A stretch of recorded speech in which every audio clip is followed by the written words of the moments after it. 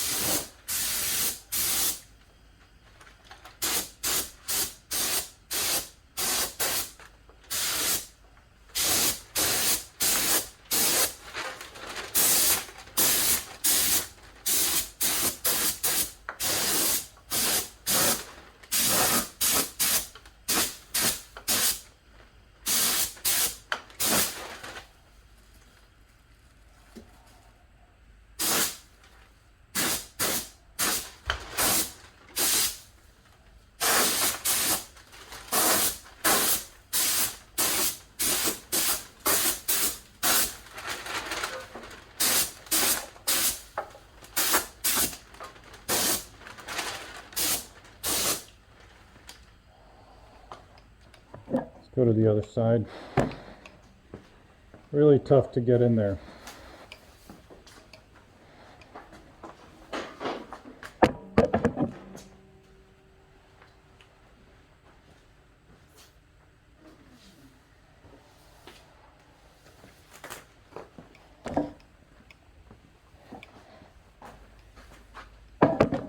I may end up having to get some aerosol made up of this color if I can't get in there all the way. I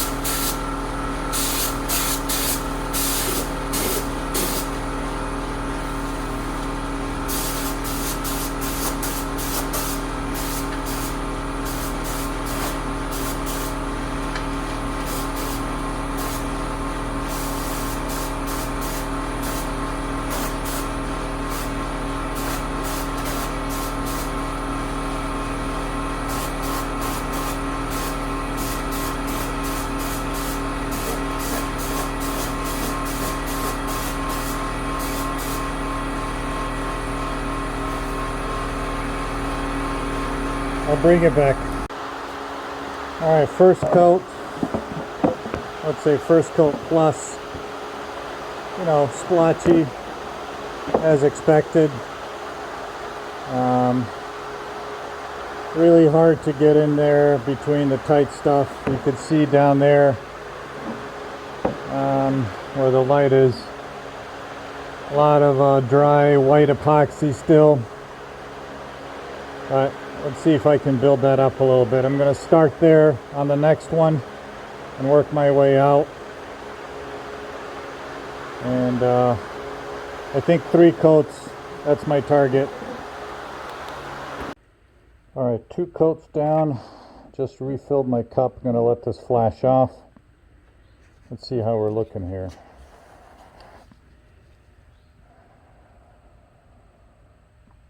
A little dry here. So the 3rd coat, I'm just going to try to fill in some of these spots, and then I'm going to go over the whole thing with a wider fan. I've been using a narrow fan to try to get into these places, like down here. It's hard to tell, like that's, you know, I can't really get in there. So I am definitely going to need to get an aerosol so I can get in there a little bit more, I think. But let me see what else I can do here. How does this look? Over here, a little dry down there. A little dry over here. Can you see?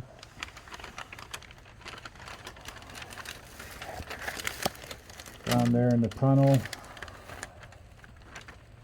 That side's okay. Let's go see over there. The side that's wide open looks pretty good.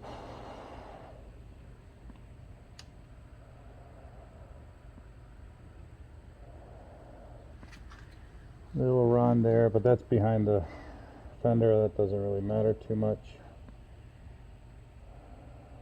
That looks okay. So really most of my work is down in the tunnel. So I need to be on this side spraying down, and on the driver's side spraying down. Lovely. All right, color is on, flashing off right now. It's been about 12 minutes or so.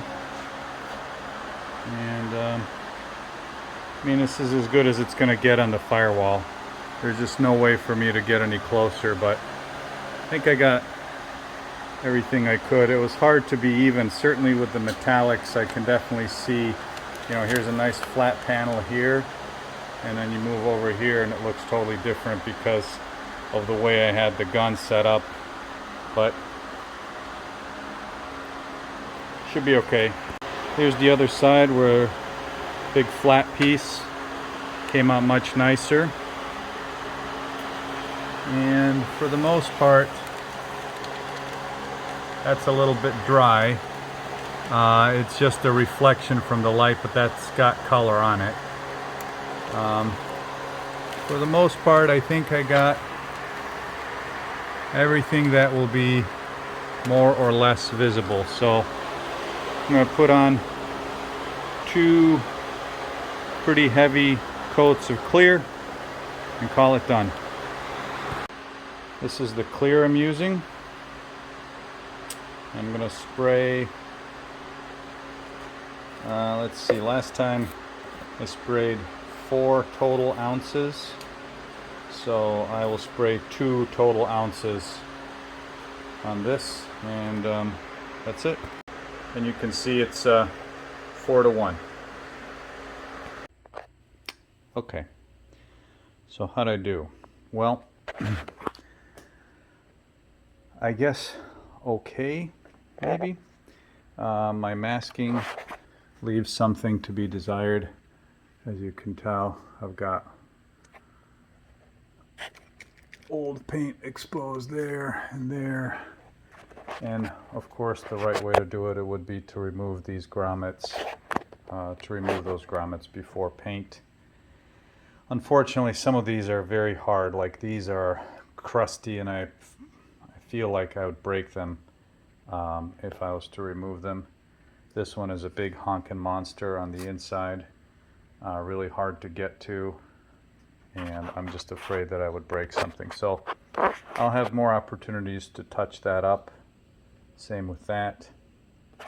A little bit dry down there. Like I said, it was really hard to get in, you know, try to get in between the masking paper and other places. Let's see, let's turn the other light on here. But had a couple of runs right here, but that's okay because this is behind the fender. I was really nervous. This was my first color shoot and certainly first metallic, and not a great place to practice, but I guess we'll see what it looks like in the daylight. It's late at night right now. Let me get a flashlight so you can see some of the color a little better. So the color is the blue that I really wanted. It's not a stock Jeep blue by any means. It's a Toyota blue. Deep navy blue is what they call it. Color code is 8S6. And looking at it in the light like this, you have a nice blue. If you're off at an angle, you get a little bit of a purple. But the blue is going to be really nice, I think.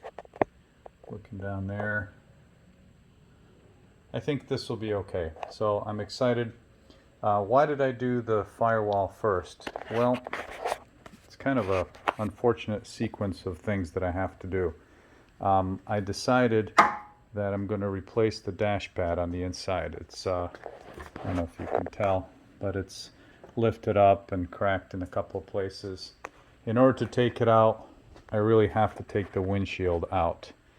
And so while the windshield is out, I'm going to prep and paint the A-pillars and the cowl area separately. I wanted to get this done first so that I could have a little bit more time to prep.